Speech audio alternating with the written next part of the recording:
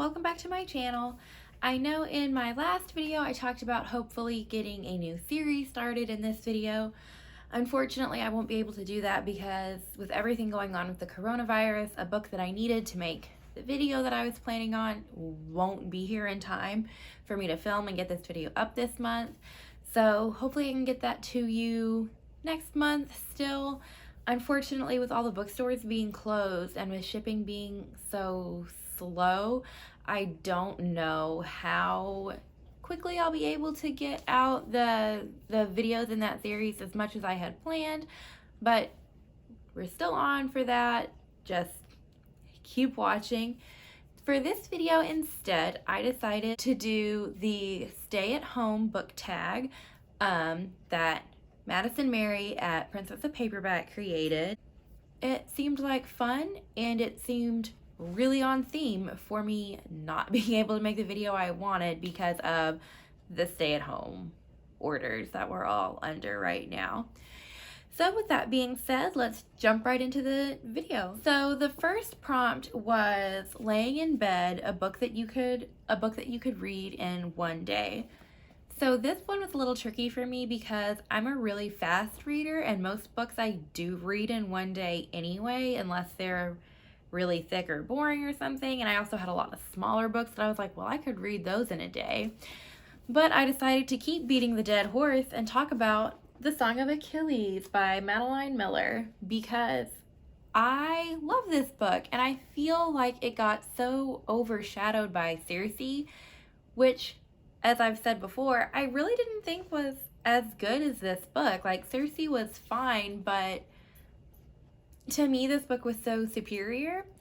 And I know one complaint that I've heard a lot of people have for this book and why they didn't like it as much as they liked Circe was that they didn't like the romance. Like, the main character is in love with Achilles, and Achilles is really flawed. He's a pretty selfish character in the book, honestly, and a lot of people, I guess, when they read it, think that, you know, the main character shouldn't be with him, but I think that it makes it kind of more realistic and more relatable that it is an epic love story between two people in love, and one of them is not a great person, but when it comes down to it, like, they really do love and care about each other. They're just like really flawed and perfect people.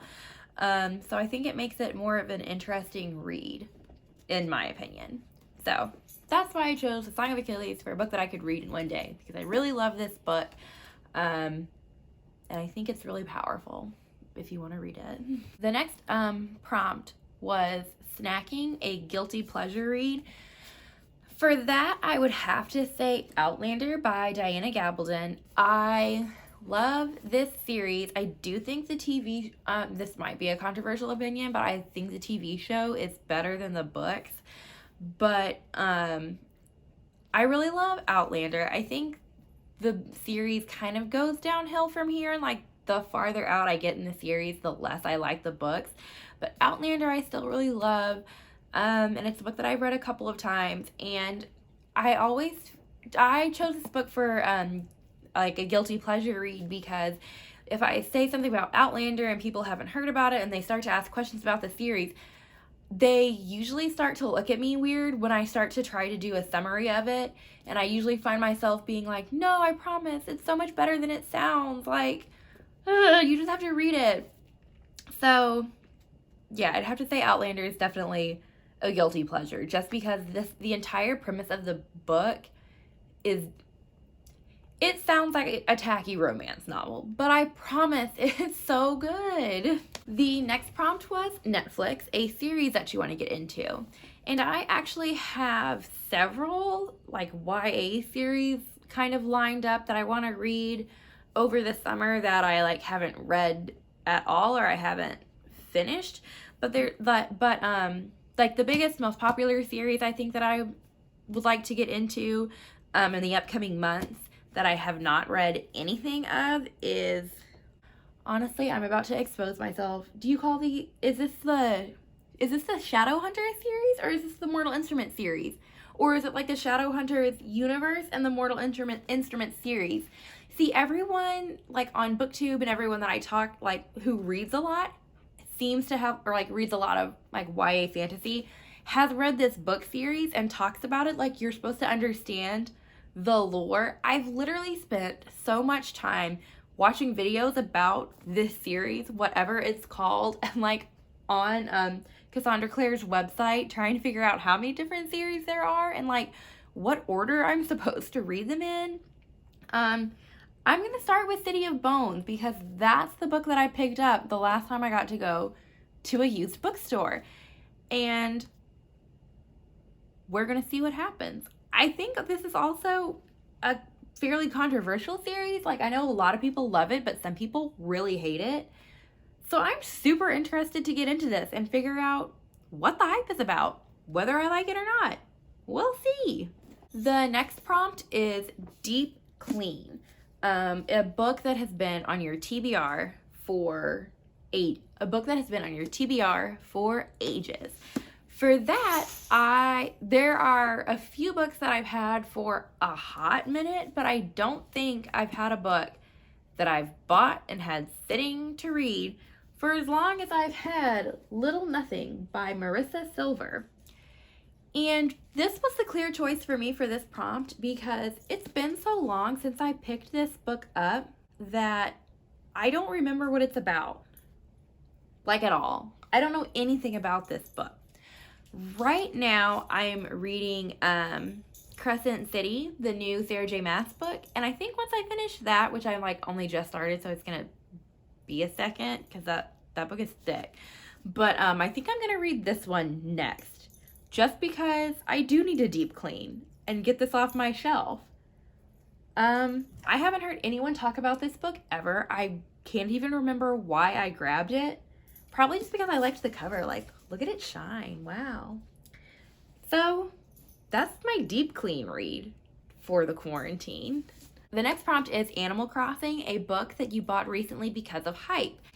And, like I've been saying, bookstores are closed, shipping's like really slow to get books. My roommate and I went to Target and had like a huge book run. And Target does have good books usually, like a good selection, but it's it's not a bookstore. The books that they're selling are like New York Times like bestseller, like blockbuster books. Which is mostly like the books that get really hyped on BookTube. So I grabbed a couple of books that I wasn't really interested in reading, but I was like, everyone's been talking about it and I really need books to read. So I grabbed them. So there were a couple that I could have gone with for this prompt, but ultimately I had to decide to go with The Starless Sea by Erin Morgenstern. Because, again, I don't even know what this book is about. Like, people have been talking about it and saying that they like it.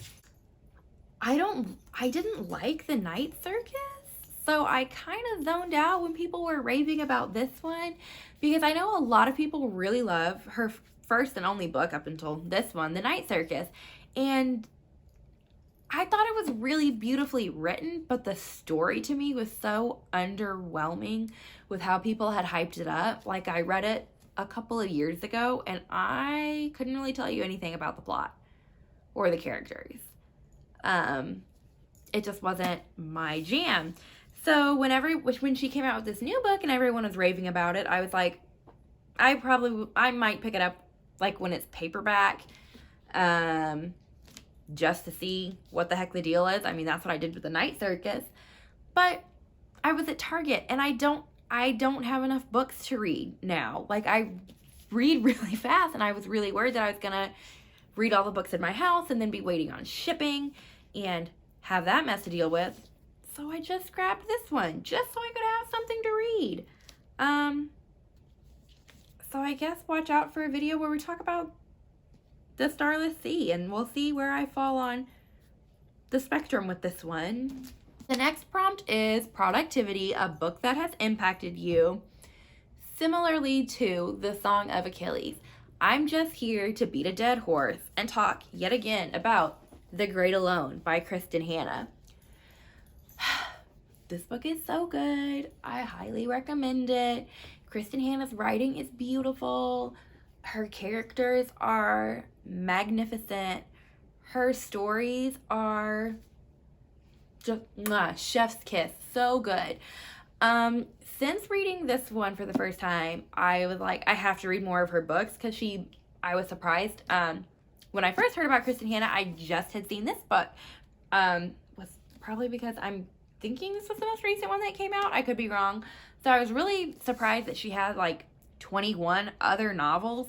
So since reading The Great Alone, I picked up True Colors and The Nightingale.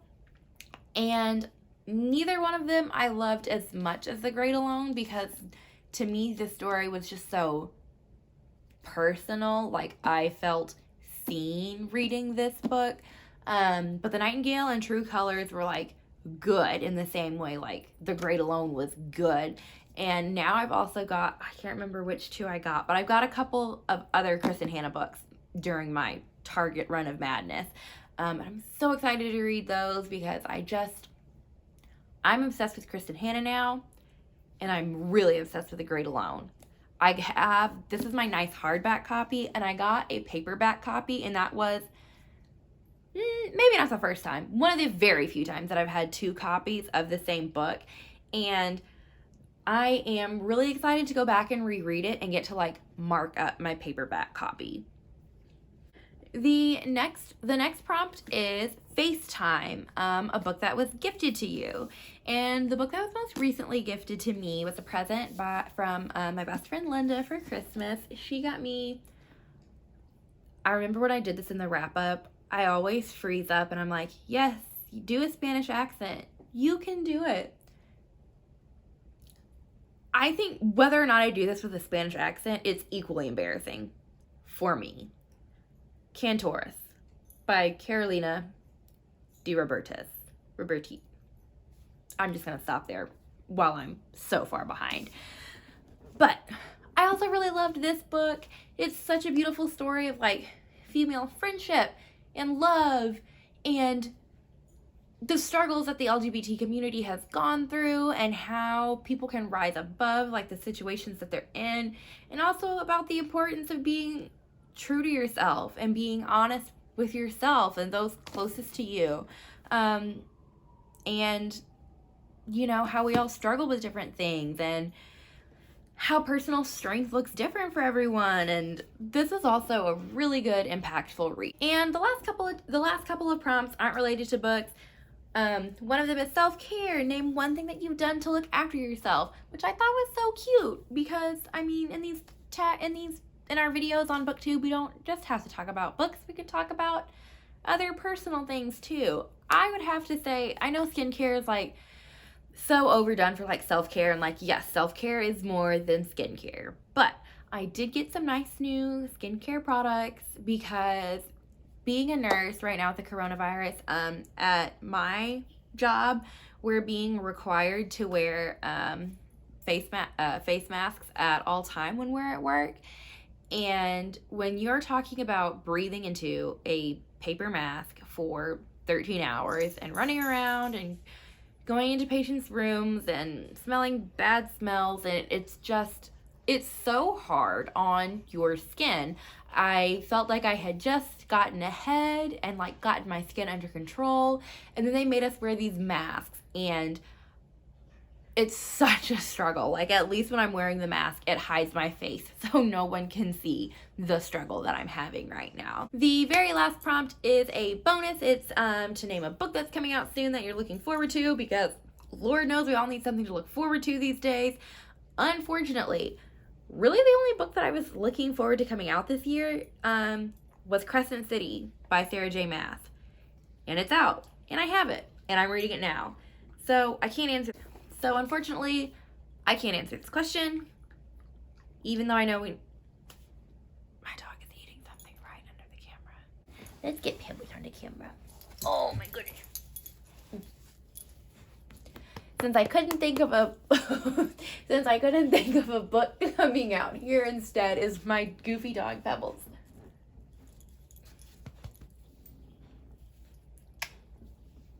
Oh God, I got lipstick on her face. Oh, I do too. Catch me in the next video. That will be my wrap up at the end of the month. There'll be some pretty good books in that wrap up, so keep your eyes open for that. Ooh.